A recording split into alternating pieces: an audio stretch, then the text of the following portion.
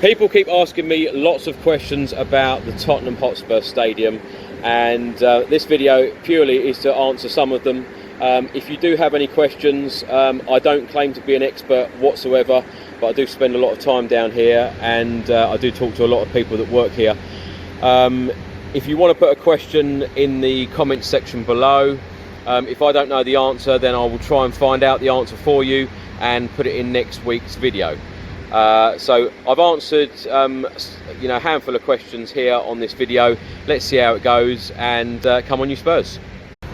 So I've got a question here from Ted Burley, and it says, do you think you talk about panels far too much in all of your videos? Perhaps I do, but look how many panels there are throughout this stadium. I did actually learn an interesting fact today that each panel costs between £6,000 and £7,000. That is incredible, but there are a lot of panels, and it is just impossible to talk about this stadium without mentioning the word panels. And the more people have mentioned it, I think the more I've mentioned it. So enjoy the panels. Another question here from Thelron Man 987. All you see is signs like welcome N17 and to dare is to do, but where is the sign Tottenham Hotspur? It is just here. It is right here. This is along the high road on the West Stand. Very important to have Tottenham Hotspur, and it is here. Pride of place. Mike James asks, just wondering what the screens are for. Well, these screens, there's one here on the West Stand, there's one on the opposite side on the East Stand. These screens are for anything that Tottenham want to use them for. Advertising the next game, advertising merchandise, ticket information, showing highlights, absolutely everything. So they will be very, very useful. Might distract a few drivers along the high road here, but they will be very useful to keep fans up to date with everything. So I've got a couple of questions basically asking the same thing here. The Black Order, how long is it going to take for those panels and glass in the Skywalk to go up? Dennis Martin, can you shed any light on the West Stand corner? Are they filling in that section to the walkway with the roof with glass? Dub Defender, what's the story with the last small strip, no panels on the west side? I've been told today that this here, this gap, it is actually going to remain open. They're not going to put grey panels there. They are not going to put glass panels there. It is going to remain open, and that is the way it will be finished. Ian Tremberth asks, given your fear of heights, if they offered you the chance to put in the last panel, would you take it?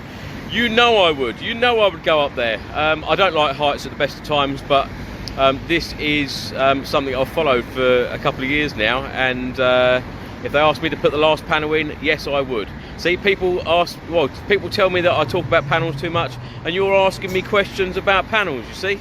But yeah, definitely I would. But there's not that many more to go in. So if they were going to ask, they better ask quickly. Dan Wheeler here asks, what is the capacity of the stadium and what is going to be called? The capacity is 62,062. The stadium name at the moment will be called the Tottenham Hotspur Stadium. That could change in the future, but for now it is going to be known as the Tottenham Hotspur Stadium. Question from OK, when is the opening game? Oh, if only I knew, and if only a lot of the people who work for Tottenham and who work for Mace and everyone connected to the stadium, if only they knew. I think it's the $1 million question at the moment. We're all hoping that it just opens as soon as possible, but the club announcement is due again. They've announced the Arsenal game at Wembley on the 2nd of March, so we are due an announcement very soon. Hopefully it will be good news, but obviously it's got to be safe. All the certificates have got to be in place, and that is what they're waiting on. So hopefully it won't be long. Michael C asks, how much would a ticket cost for a home Premier League game against a team like Leicester? At the moment, Tottenham haven't released ticket prices for single Premier League games. They've only released the season ticket prices, which of course a lot of season ticket holders bought their ticket literally last summer, hoping that we would move in here for this season. Obviously that didn't happen, but it will be announced very soon. As soon as Tottenham announced that we will play our first Premier League game here. All of the prices will be announced, publicised, etc. So just watch this space. Ian Kirkpatrick writes, nearly as good as Arsenal's ground, but not quite. You must live there, mate. I come round here once a week just to do an update and see how the stadium's coming along. But your comment about nearly as good as Arsenal's ground, you haven't been in here, obviously. Once every fan steps foot in this stadium, they will realise that not only have we got the best ground in the Premier League, but we've got one of the best in Europe. It is an unbelievable stadium. I'll put some footage at the end of this video, and you might change your mind, but it just proves that I think a lot of fans from other clubs will be very, very jealous of what us Tottenham fans will go into every other week. It is just one hell of a place, and that's why I just cannot wait for it to open. OJ Gal writes, where will Tottenham's training ground be? Exactly where it is now. Tottenham's training ground is situated in Enfield at Hotspur Way. The facilities are absolutely unbelievable.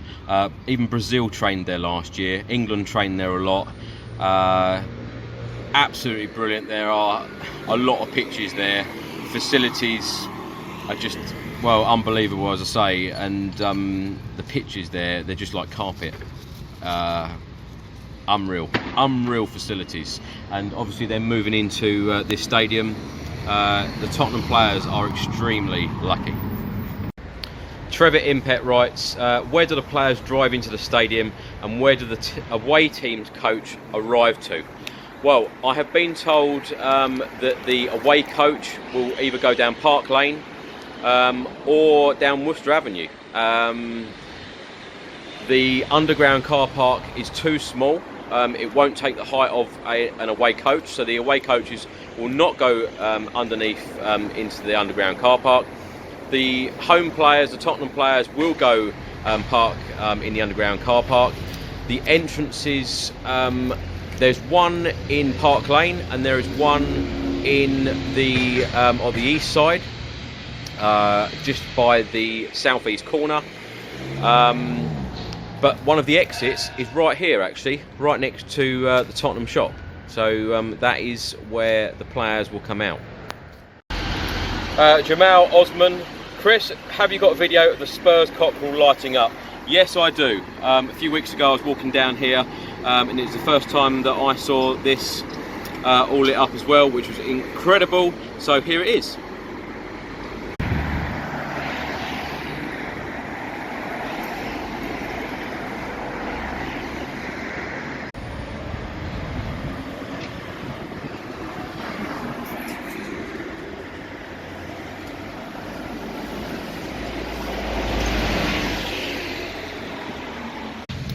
JCHD asks, Chris, how come you get in the stadium all the time? I've been very, very lucky. That is the honest answer. It has been through no special treatment, nothing like that. A lot of the executive days, the executive members have been invited in, and I've just been very lucky that I've known people, or they've actually got in touch with me and said, Chris, would you like to be my guest? Which, of course, I'm not going to turn that down. I don't think any of us would. So just been extremely lucky. I've now been in there 5 times, and I get wowed every time. Someone actually asked me on the last trip, how many times you've been in here, and I said 5. And he actually said, Guy Paul, he said, have you got that feeling I've got now? You know, it's my first time and I feel wowed and amazed. Do you have that? And I said yes. It does feel extremely special when you walk in the stadium. So but that is how I get in. Just been very, very lucky.